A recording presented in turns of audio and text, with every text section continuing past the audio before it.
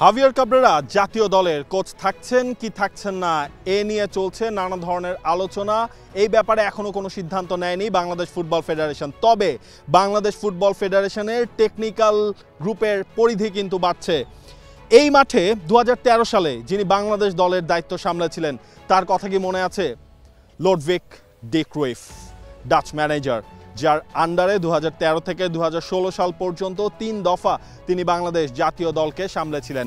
এই যে এখন বাংলাদেশ দলে হামজা, সমিত সোম, ফাহমিদুল, তারিক কাজী তারা যে খেলছেন, সেই আশাটা শুরুটা হয়েছিল কবে? 2013 সালে, যখন লোডভিগ ডি ক্রুইফের আমলেই জামাল ভুঁইয়া প্রথমবারের মতো জাতীয় দলে খেলেছিলেন। এরপর যখন বাংলাদেশের লিগে খেলা ফরেন ফুটবলারদের তিনি বাংলাদেশের নাগরিকত্বও কিন্তু দিতে চেয়েছিলেন, সেই প্রসেসটাও কিন্তু অনেক দূর এগিয়েছিল। সেই লোডভিগ ডি ক্রুইফ আবারও আসছেন বাংলাদেশে, ফুটবলের সাথেই থাকছেন। তবে তার রোলটা হচ্ছে বাংলাদেশ ফুটবল ফেডারেশনের টেকনিক্যাল ডিরেক্টর। টানা সপ্তমবারের মতো বেস্ট টিস্যু পেপার ব্র্যান্ড হিসেবে স্বীকৃতি পেয়েছে বসুন্ধরা টিস্যু।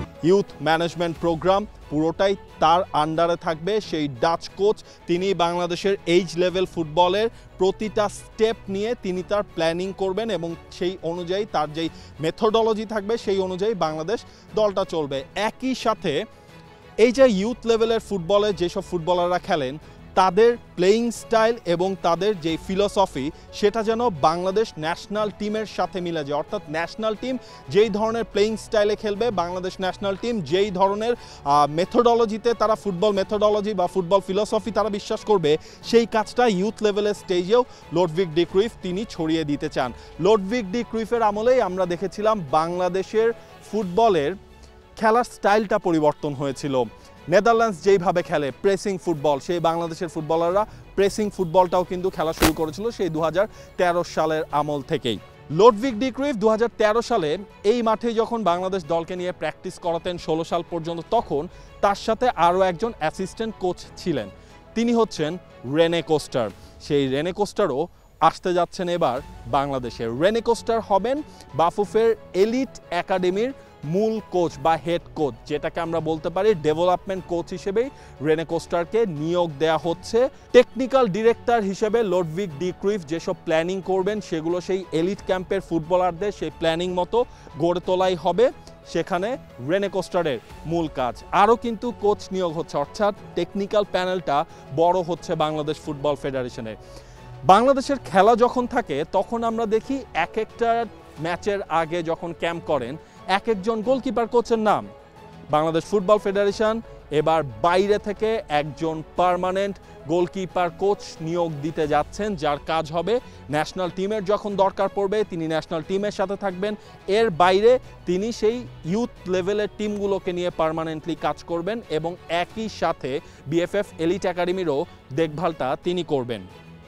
ফিজিওথেরাপিস্টের ক্ষেত্রেও তো হয়, যখন হচ্ছে বাংলাদেশ দলের খেলা থাকে এক একটা অ্যাসাইনমেন্টের জন্য এক একজনকে আনা হয়, সেই ফিজিওথেরাপিস্টও পার্মানেন্টলি নিয়োগ করতে যাচ্ছে বাংলাদেশ ফুটবল ফেডারেশন।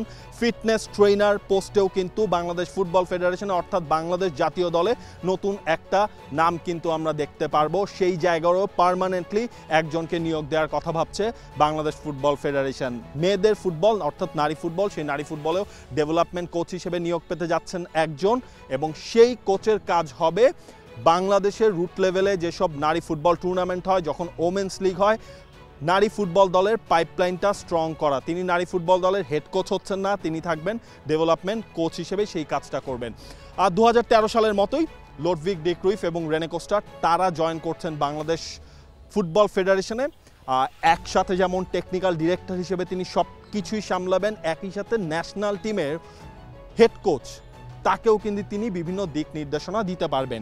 অর্থাৎ এখন দেখা লোডভিগ ডি ক্রুইফদের আমলে হাভিয়ার কাবরেরা তার কি কাজ করা একটু সহজ হয় যদি হাভিয়ার কাবরেরাকে রেখে দিতে চায় Bangladesh football federation. For more updates, subscribe to our YouTube channel and click on the bell icon. Follow us on Facebook and Instagram. Download T-Sports app to enjoy exciting games and highlights. Visit tsports.com.